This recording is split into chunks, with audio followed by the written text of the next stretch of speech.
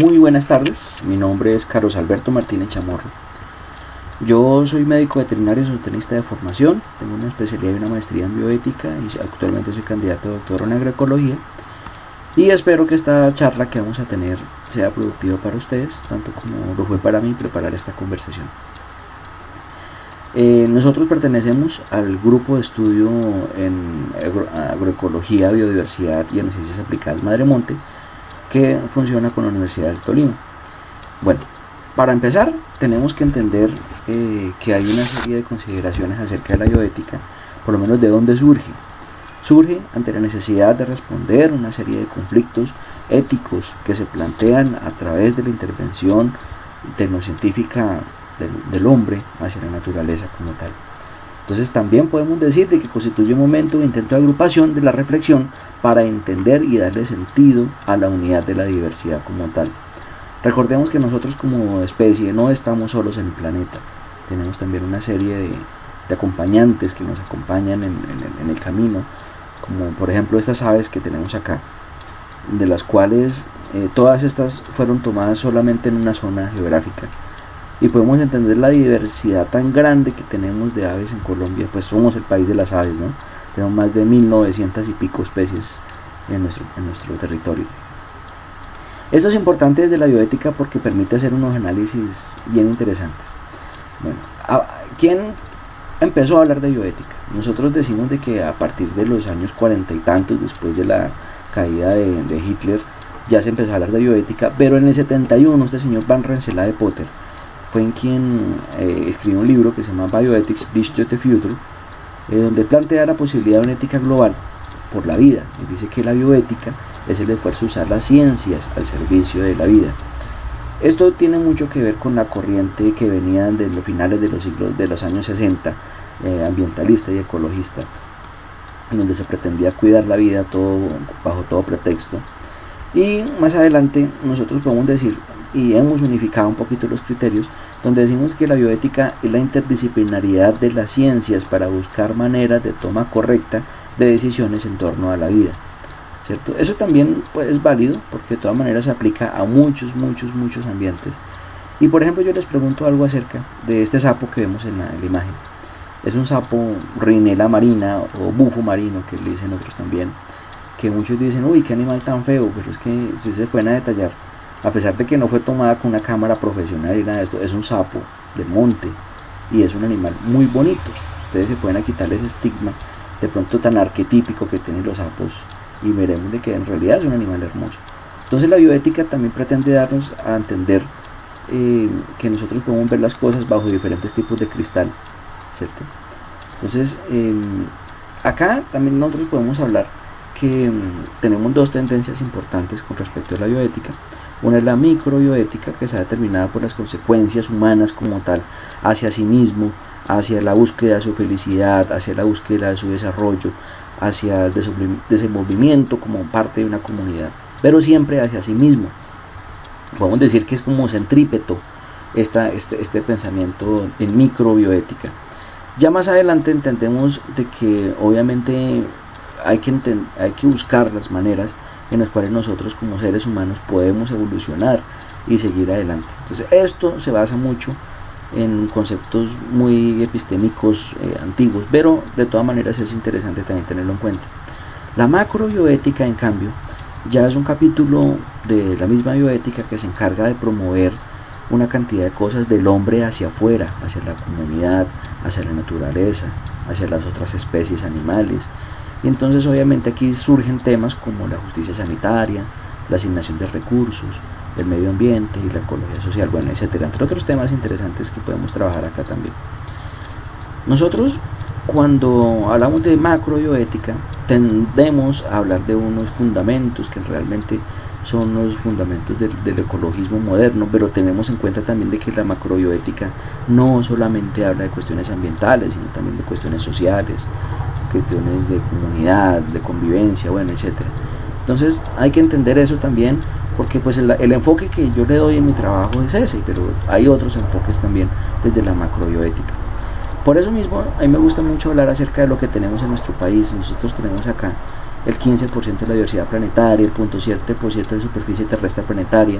Tenemos una formación geológica más antigua de 3.000 millones de años en el Piedemonte llanero, 86 culturas planetarias, 1.780 dialectos diferentes, 70 lenguas diferentes, lo que sustituye una riqueza cultural inmensa que nos permite de una u otra forma entender por qué somos tan diversos en nuestro país, donde pasando simplemente una cordillera ya hablamos con otro acento, donde podemos llegar simplemente por regiones a hablar diferente. Y es bien interesante este asunto de por qué somos tan diversos, aparte que tenemos una diversidad tan rica en tantas cosas. También somos uno de los 8 países del mundo con una radiación solar perpendicular anual, o sea, un fotoperiodo mucho más parejo. Tenemos el gradiente altitudinal más corto en todo el mundo, de 0 a 6.000 metros en el nivel del mar, en solo 28 kilómetros. El primer lugar de endemismo planetario en especies, uno de los 3 sitios de intersección con páramos como reservorios de agua.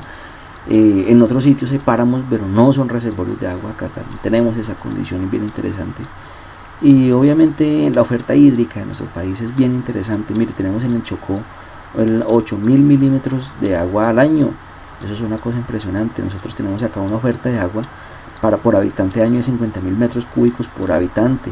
Nosotros tenemos acá un caudal específico de escorrentía superficial de 58 litros por segundo por kilómetro cuadrado. Entonces obviamente nosotros tenemos acá una oferta inmensa de agua, en donde nosotros podemos entender que hay una cantidad de cuestiones que nos ayudan y nos obligan a preservar lo que tenemos. Nosotros no podemos estar ciegos a este pensamiento de proteger lo que nos queda. Desgraciadamente hay muchos análisis que pueden surgir a partir de acá, pero no quisiera meterme más en otros cuentos.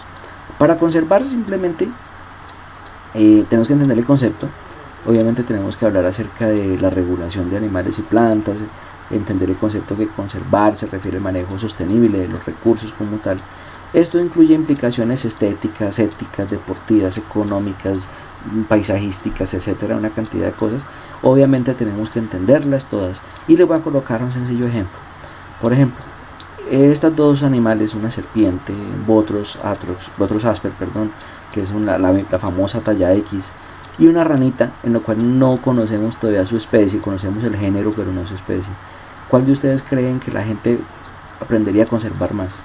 ¿La ranita, que apenas conocemos un par de ejemplares, o esa serpiente que nos ayuda a eliminar las plagas y eso, pero puede ser peligrosa para las personas? Entonces, como les decía yo antes, la bioética nos ayuda a ver las cosas entre blanco y el negro, no entre el blanco y el negro, sino la gama de grises que pueden existir en la mitad. Entonces nosotros acá podemos decir, bueno, la ranita es importante porque pues es un individuo nuevo en el ecosistema, es de una cantidad de cosas, pero conocemos su labor en la cadena trófica, no, toca averiguarlo. En cambio, la serpiente, que conocemos su labor en la cadena trófica, lo estamos despreciando por simplemente ser venenoso o ser feo, así de sencillo. ¿Para qué conservar? El factor principal en la disminución de la fauna mundial ha sido la sociedad humana moderna, operando ya sea en forma directa a través de una cacería comercial excesivamente excesiva, o indirectamente por la invasión y destrucción de sus hábitats.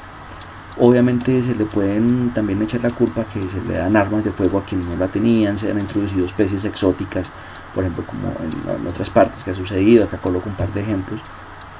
Y hay que entender también que esto puede pasar simplemente desde muchos parámetros. Por ejemplo, vean la ranita que está encima de la ranita de cristal, una que le falta una patica. Esa fue una rana colectada en una zona cerca donde tienen cultivos de arroz. Vimos de que muchos ejemplares de esa ranita les faltaba esa patica, y solamente esa patica. Entonces nosotros podemos entender que esto puede ser por efecto teratogénico de los químicos que se usan en el cultivo del arroz. Viéramos también el murciélago que está a la izquierda. Es un murciélaguito de una especie que se llama Vampiresa. Es un animal hermoso, y es un polinizador excelente de muchas plantas, pero por el simple hecho de ser un murciélago la gente lo desprecia. Mira, acá coloco varios ejemplos que pueden ser interesantes para trabajar desde este punto de vista de la visión particular de la gente acerca de los animales. ¿Qué es la fauna silvestre? Según la ley 611 del 2000, Es el conjunto de organismos vivos de especies animales, terrestres y acuáticas que no han sido objeto de domesticación, mejoramiento genético, cría regular o que han regresado a su estado salvaje.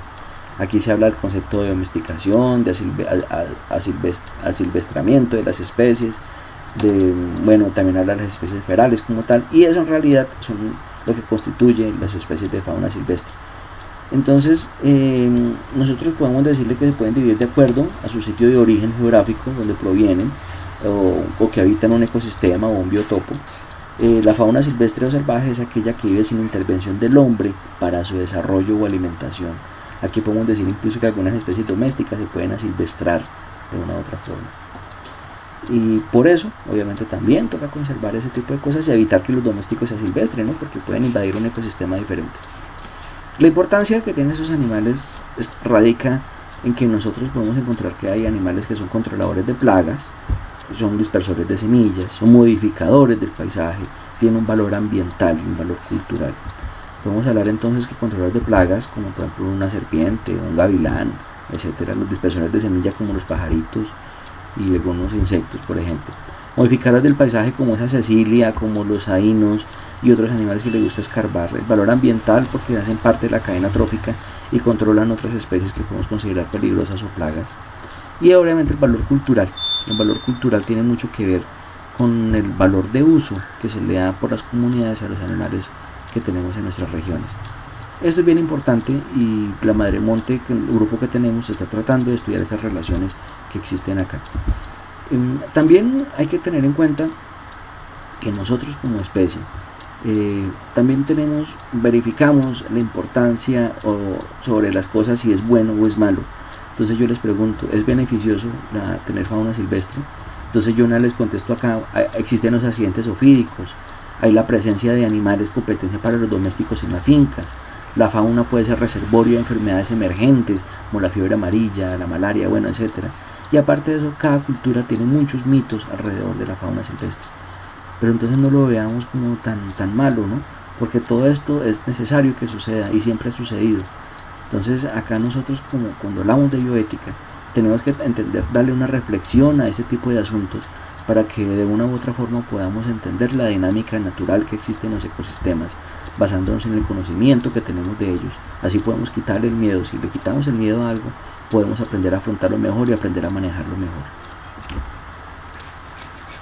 Las alternativas de la conservación de la fauna silvestre. Entonces podemos decir que muchos de esos animales no están siendo adecuadamente manejados gracias a que no hay unas determinaciones de censos de poblaciones endémicas en las zonas donde estamos trabajando. Eso puede darse también por el hecho de problemas de orden público, falta de presupuesto, falta de interés de las corporaciones. Propuestas antrópicas para manejo de fauna, también hacen falta algunas herramientas interesantes: ecoturismo, investigación, integración cultural y obviamente la protección estatal. Ahorita con el Estatuto Sancionatorio Ambiental, con la ley 1333 del 2009,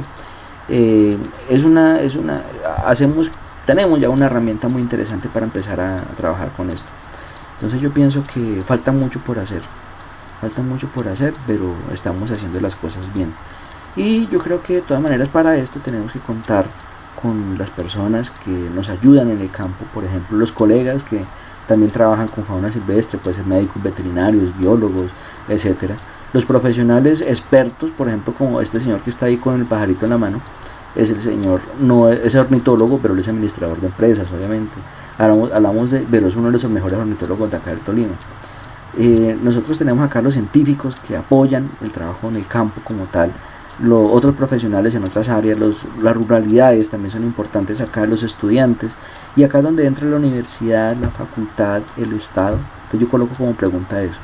Hablando de la problematización que tenemos acerca de este tipo de dilemas éticos que surgen a partir de esta conducta, tenemos que existe un desconocimiento de las normas por parte de algunos sectores de la población que hacen que el recurso faunístico se use de manera inadecuada, obviamente haciendo que se use por el lado del comercio, el tráfico, etcétera, pudiendo llevar a algunos individuos a tener peligros de extinción. Entonces, por ejemplo, miren esta jaula que está en la parte de arriba, es una trampa tipo Tomahawk, pero fue hecha de manera artesanal. Ustedes saben que esas trampas son costosas y esos señores las usan y funciona tan bien como una original. Por lo menos miremos este señor que es un actor del conflicto armado ofreciéndonos un sapito, ¿cierto? Entonces obviamente eso es interesante verlo por ese lado también, que ellos también participan de ese tráfico. Y obviamente los animales producto del tráfico de fauna, mire, si ustedes ven los loritos de la izquierda, son animales que han sido maquillados, entre comillas, han sido tinturados sus plumitas para que parezcan de otra especie, pero en realidad son Brotogueris yugularis, que es un loro muy común, ¿sí? Este pajarito se trafican mucho en zonas donde hay ciudades grandes, porque a la gente le gusta tener ese tipo de animales muy vistosos. Entonces obviamente eso también es parte del problema, y tenemos que aprender a controlarlo.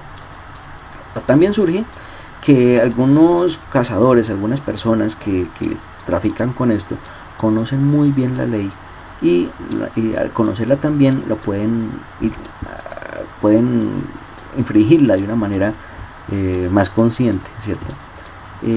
Al hacer esto se puede acabar con un animal que está en vía de extinción.